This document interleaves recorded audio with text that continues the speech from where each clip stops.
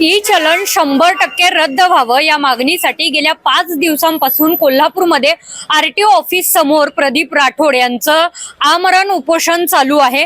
आजचा 5वा दिवस आहे या उपोषणाचा।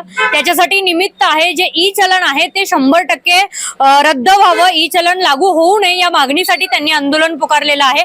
5वा दिवस आहे, आपण त्यांच्याशी बातचीत करणार आहोत। एकंदरीत तुमच्या या आंदोलनाच्या माध्यमातून, या उपोषणाच्या माध्यमातून काय काय मागण्या आहेत? आमची प्रमुख मागणी एकच आहे, आतापर्यंत जे ई चलनाद्वारे दंड लावले गेलेले आहेत ते दंडाची 100% रक्कम ही माफ झाली पाहिजे आणि यापुढील काळात ई चलन दंड प्रणाली लागू करताना त्याच्यामध्ये एक सुसूत्रता आणली पाहिजे। त्याच्यामध्ये स्पीड लिमिटचा विषय आहे, फोटो वाहतूक पोलिसांकडून जे मारले जातात तो विषय आहे, कॅलिब्रेशनचा विषय, कॅमेऱ्यांचे कॅलिब्रेशन होत नाही तो विषय आहे।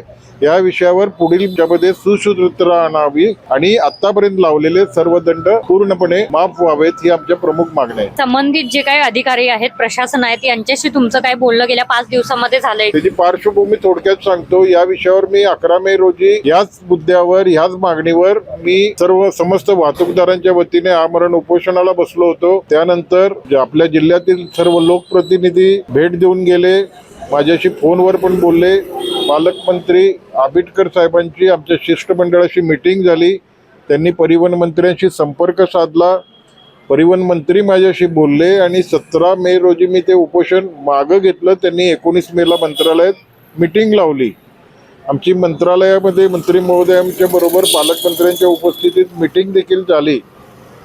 त्याच्यामध्ये परिवहन मंत्र्यांनी पण सांगितलं की हा विषय गंभीर आहे आणि आमचं ह्याच्यावर विचारमंथन पण सुरू आहे आणि लवकरात लवकर सकारात्मक तोडगा काढू। आता गेल्या 5 दिवसांमध्ये कोणी तुमच्याशी संपर्क करण्याचा प्रयत्न केला? कोणी लोकप्रतिनिधी, आमदार, खासदार वगैरे? त्यानंतर आता 15 ऑगस्टला उपोषण सुरू केलं।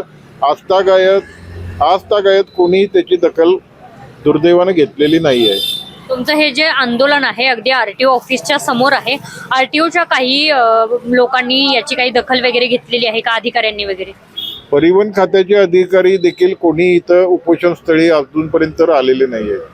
जर ते समजा ते आलेच नाहीत तर तुमचं पुढचं पाऊल काय असेल? माझं उपोषण बघा, महाराष्ट्र राज्याचा विषय आहे, हे त्यांचे प्रतिनिधी आहेत, इथले प्रादेशिक परिवहन अधिकारी आहेत, हे त्यांचे प्रतिनिधी आहेत। ते प्रतिनिधी आले तरी ठीक, नाही आले तरी त्यामुळे उपोषणावर त्याचा परिणाम कुठलाही होणार नाही। उपोषण हे 100% ई चलनाचा दंड माफ होऊपर्यंत सुरूच राहणार आहे। तुम्ही आतापर्यंत आरटीओ ऑफिस किंवा जे संबंधित परिवहन मंडळाचे जे कोणी अधिकारी आहेत, जे कोणी प्रस्थापित नेते वगैरे आहेत, यांच्याशी आतापर्यंत पत्राद्वारे वगैरे, निवेदनाद्वारे तुमची काही चर्चा वगैरे झालेली आहे का? मुळात हा विषय गेले 1.5 वर्ष सुरू आहे। 1.5 वर्षापासून आंदोलन महाराष्ट्रात वेगवेगळ्या जिल्ह्यामध्ये वेगवेगळ्या स्वरूपाचं सुरू आहे।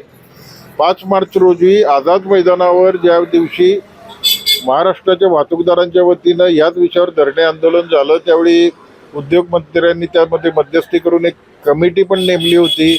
दुर्दैवानं त्या कमिटीत काही झालं नाही। त्यानंतर कोल्हापूर जिल्ह्यामध्ये आम्ही 5 मार्चला आम्ही पण इथे धरणे आंदोलन केलं, पण त्या कमिटीचा काहीच निर्णय झाला नाही। त्यानंतर आम्ही कोल्हापुरात हे आंदोलन सुरू केलं।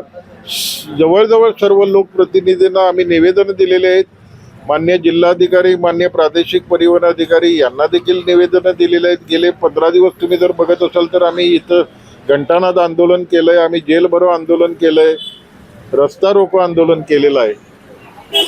अगदीच आता आपण त्यांची प्रतिक्रिया जाणून घेतलेली आहे। गेले 5 दिवस त्यांचं हे आंदोलन चालू आहे। अन्यायकारक ज्या काही जाचकाठी आहेत, दंड आकारले जातात, ते हे सुद्धा बंद झाले पाहिजेत आणि त्याचबरोबर ई चलन सुद्धा बंद झालं पाहिजे। या सगळ्या मागण्यांवर हे गेले 5 दिवस जे त्यांचं उपोषण चालू आहे।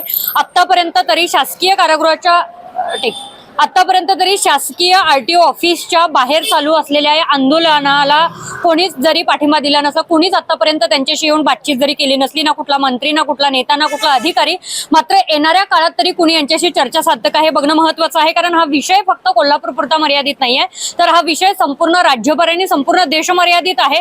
त्यामुळे या उपोषणाची दखल घेतली जाणार का, यावरती काय तोडगा निघणार? त्याचबरोबर परिवहन मंत्री या ठिकाणी येऊन यांची भेट घेतात का, किंवा कॉलवरती त्यांच्याशी काही संपर्क साधण्याचा प्रयत्न करतात आणि त्यांच्या मागण्या मान्य करतात का, हे बघणं अत्यंत महत्त्वाचं आहे। व्हिडिओ जर्नलिस्ट सचिन बरेकर सोबत सह्याद्री देसाई, केके न्यूज, कोल्हापूर।